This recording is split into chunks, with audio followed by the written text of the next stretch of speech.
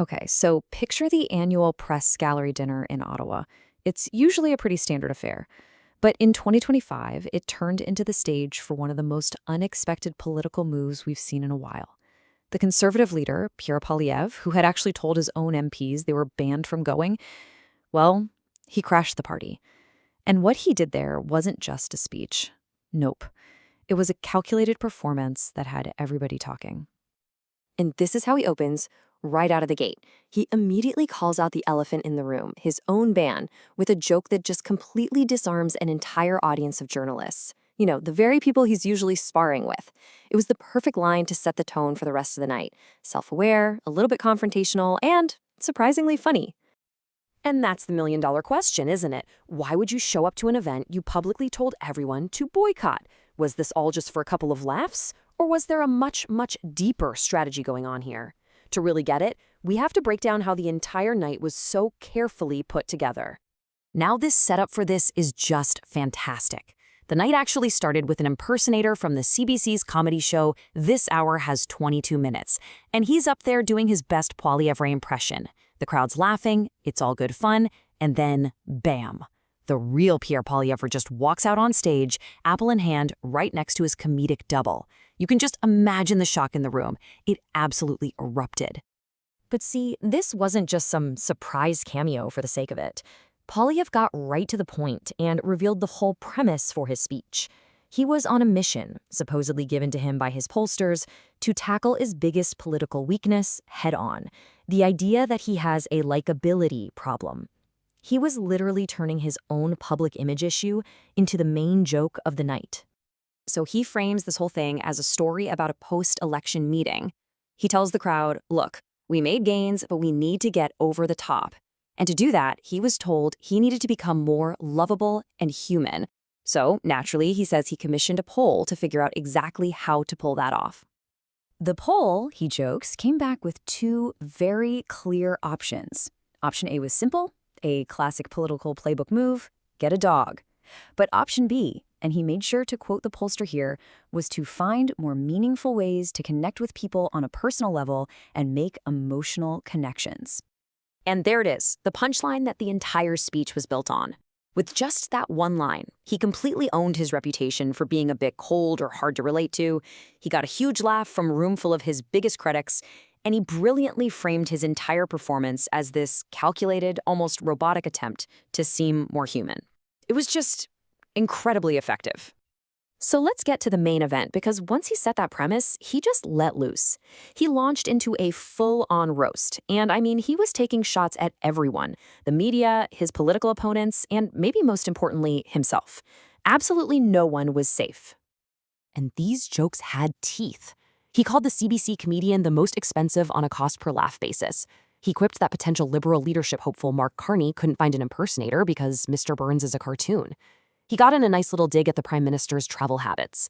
And he landed a really pointed joke about Dominic LeBlanc's run-in with the ethics commissioner over a big surf clam license that went to his wife's cousin. You see, these weren't just random zingers. They were sharp, political attacks, all wrapped up in a comedy routine. So how did all of this go over online? Well, as you can probably guess, his supporters and partisan channels didn't just think it was a good speech. Oh no, they framed this as a massive strategic win. Let's take a look at how they were talking about it. You had commentary from channels like Moose on the Loose, calling it checkmate and incredible. But the key observation they kept coming back to was that Poilievre had his own critics laughing and clapping with him. For his base, this wasn't really about the humor. It was about showing that he could walk into a hostile room and completely dominate it. Now, here's where it gets really interesting.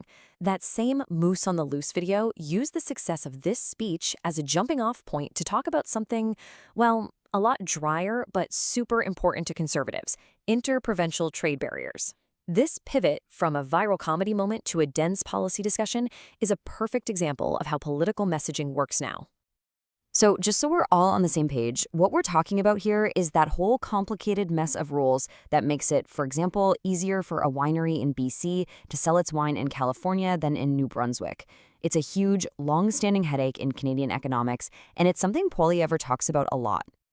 And the Source segment used this pivot to highlight a major disconnect. On one hand, you had politicians celebrating a new trade agreement by throwing around these massive numbers, like a potential $200 billion boost to the economy.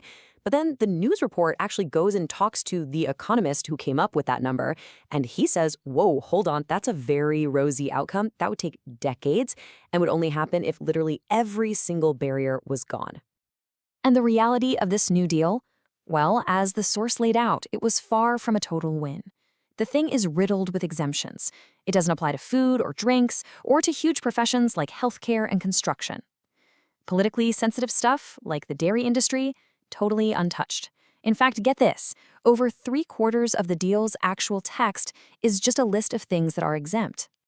All right, let's bring it all back to that dinner, because after all the jokes and all the political jabs and the policy debates they sparked online, Poilievre brought his speech to a close by tying everything together in one final, powerful moment that really spelled out his entire strategy.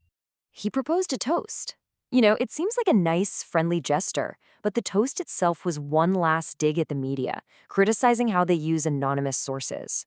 It was confrontational and funny at the exact same time, and it basically summed up his entire relationship with the press in one sentence. And then he delivered his final parting shot. After roasting the entire room, he just looks out at the crowd and asks, "How's that for a change in tone?" That right there, that was his thesis statement.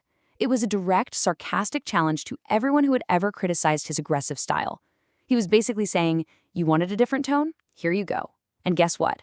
I'm still the one in control. So, when you break it all down, what we saw was way more than just a comedy routine. It was a huge, calculated risk that mixed self-deprecation with some pretty sharp attacks, all designed to let him reshape his own public image on his own terms. And it leaves us with a really fascinating question about politics today. When does a joke stop being just a joke and start becoming a strategic weapon?